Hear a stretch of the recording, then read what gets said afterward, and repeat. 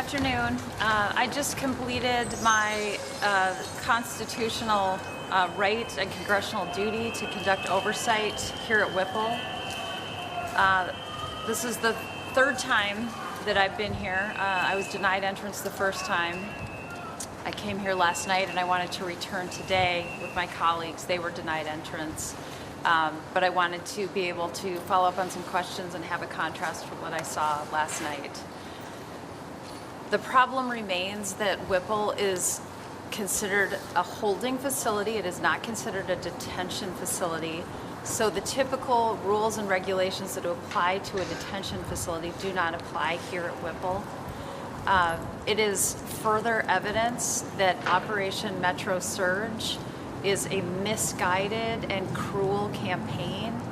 ICE and CBP need to cease this operation and allow Minnesota, our people and our communities to heal, because it's going to take a long time to recover from what has happened to our people in our community. Can you give us a laundry list of what you're seeing today? You know, I'm seeing a lot of people in leg shackles.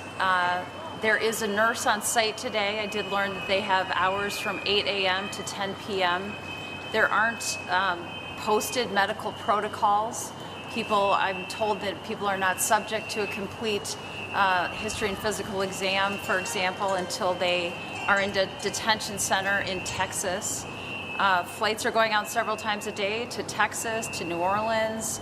In some cases, if there's a final removal order, to their country of origin, and third country deportations are still occurring as well.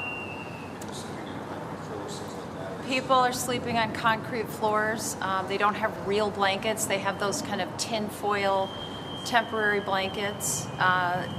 It's a very disheartening scene, and I think it's beneath what we should expect in the United States of America. How much? It appeared to be, they had a number on a board of 37. It appeared to be around 40. Around. They did not allow me to speak with any of the detainees today. Can you give us a kind of a layout inside as a holding facility? I mean, how many different rooms are there? How big of an area? I mean, It's not a very large area. There are two larger holding cells that I have been told were designed to hold a maximum of 30 people. We've all heard reports that there have been times when there have been many more than that. There are some smaller rooms, about half the size of those. There are a couple of those, and then there are several single stall rooms. There is a community toilet in the middle of the bigger rooms that has kind of a wall that comes up to about here on people. So there is no real privacy to speak of. It's very dehumanizing. Everyone is in leg, Thank you. Everyone is wearing leg shackles for reasons that aren't clear to me, because there's nowhere really to run. It feels like part of the dehumanization of this experience for people. What are your thoughts on your colleagues not being allowed access here? Well, I think Representative McCollum had a pretty compelling case to be made that the dollars actually would mean that she and Angie Craig should have been granted access. But I did join the lawsuit. I joined 12 members of the House in the lawsuit that a temporary restraining order was issued on Monday to allow us to do unannounced visits. Apparently it just applies to the 13 plaintiffs right now. But clearly Representatives Craig and McCollum should be allowed entry to conduct oversight as well as part of their congressional duties. Absolutely. I've been calling on my Republican colleagues all year long to finally stand up to this administration and stop this nonsense. This is madness. It is hurting people. It's hurting our country. It's bad for everyone. What I will say, though, is I'm really proud of Minnesota.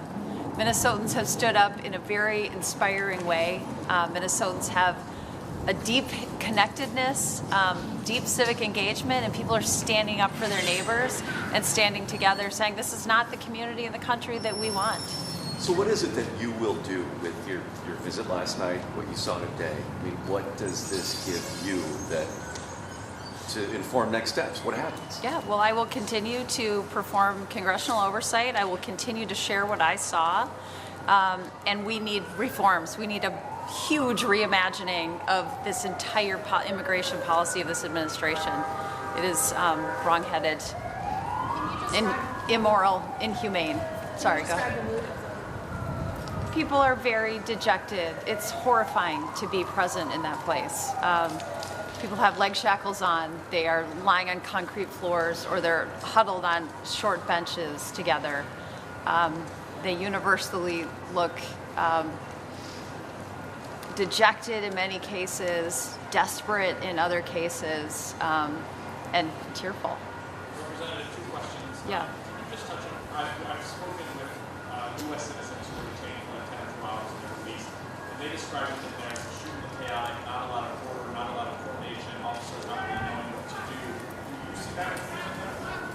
I wouldn't say that it was chaotic today, but there was a long delay from when they knew that we were here and when we were actually allowed in. So this was an unannounced visit with almost an hour of notice for things to kind of get buttoned down. So I don't know, but I've heard those same things from American citizens who have been detained here. I've had several constituents describe that same experience. Second question for you, you already expressed concern online about the measles outbreaks and patients going back and forth from the facility. Yeah. Can you elaborate more on that for us? Yeah, well, as we all know, there is a big measles outbreak at the Dilley facility in Texas, and we know, and they're downstairs right now, there are 2 people who were brought back from Texas today. I don't know from where, but I did ask, what is the policy, what is the protocol to prevent measles, which is one of the most infectious, contagious infectious diseases that exists. They couldn't answer because, again, this is not a detention facility, so there aren't elaborate medical protocols here. They said that would happen in Texas. Were you able to find out if they have access to medications? That is about the only medical screening that is done, I think. People are asked if they are taking a medication, and then their family members can bring it here to them. Of course, for some people, there may be risk in coming to Whipple to bring. So I'm learning that our office, for example, and other congressional offices can assist families by having our staff or our team bring papers, medications, whatever people may need directly to Whipple. Some of your congressional colleagues have said that they're vote to withhold fund to ICE less than should we do that same kind of thing? Or? It would have to be pretty dramatic reform for me to vote for a bill for the Department of Homeland Security, given the situation right now. Thank you all so much. Thank Appreciate you. it. This is your 3rd visit inside, right? It is. Yeah. There was the home time denied, and then you went in, was it Monday? I went in Saturday. Last night, and Anything different from last night to today? well, last night people were on the concrete floor with the kind of tinfoil blankets. Kind of like the marathon blankets, right? Very thin, over their heads because it was bright, and they were obviously trying to sleep on the cement floors. Okay. It's cold in there. So Is they it left the lights on. downstairs? It's Is in it the basement. so 2 big holding areas, or more than that? Two largish holding areas, 2 about half the size, and then several individual stalls that aren't big enough to lie down in. What do you do now?